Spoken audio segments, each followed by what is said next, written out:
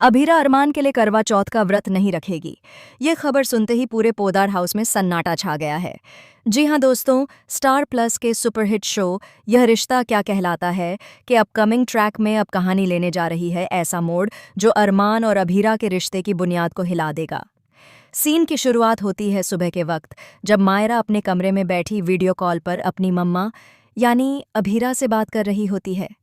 चेहरे पर मासूम मुस्कान लिए मायरा कहती है, मम्मा, सबकी मम्मियाँ तो करवा चौथ का व्रत रख रही हैं, आप नहीं रखोगी? आप तो हमेशा पापा के लिए रखती थी ना। उसके सवाल में मासूमियत थी, पर अभीरा का दिल अंदर तक हिल गया।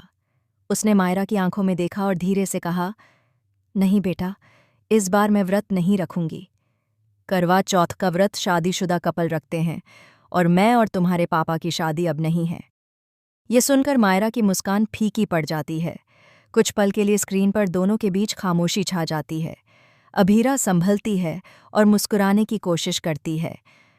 मायरा, देखो, व्रत प्यार का सबूत नहीं होता। असली प्यार तो दिल से निभाया जाता है, बिना किसी रस्म के। मगर अंदर ही अंदर वह टूट रही होती है। उसे पता है कि मायरा इस बात को इतनी आसानी से नहीं समझेगी। दूसरी ओर अरमान के दिल में तूफान मचा हुआ है। कॉलेज में सब लोग करवा चौथ की तैयारियों में जुटे हैं।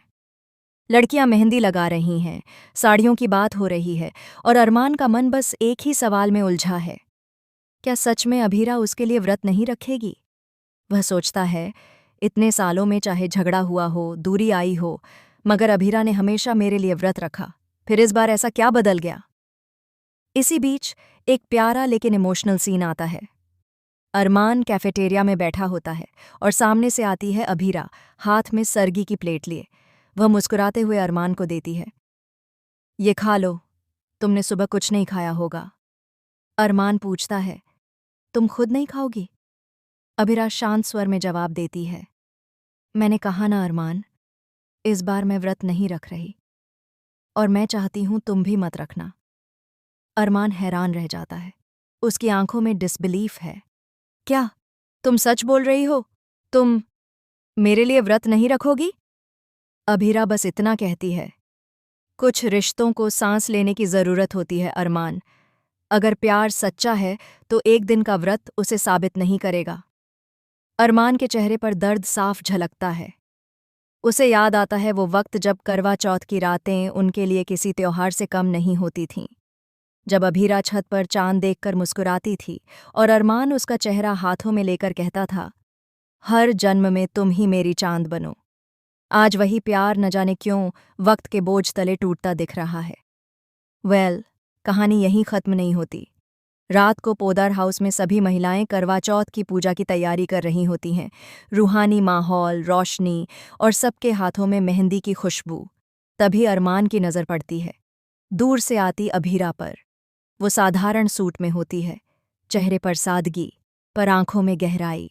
अरमान को लगता है शायद वो उसके लिए व्रत रख रही है, मगर अगले ही पल वह देखता है कि अभीरा पूजा में शामिल नहीं होती, बल्कि मायरा के साथ आंगन में बैठकर उसे चांद की कहानी सुना रही होती है।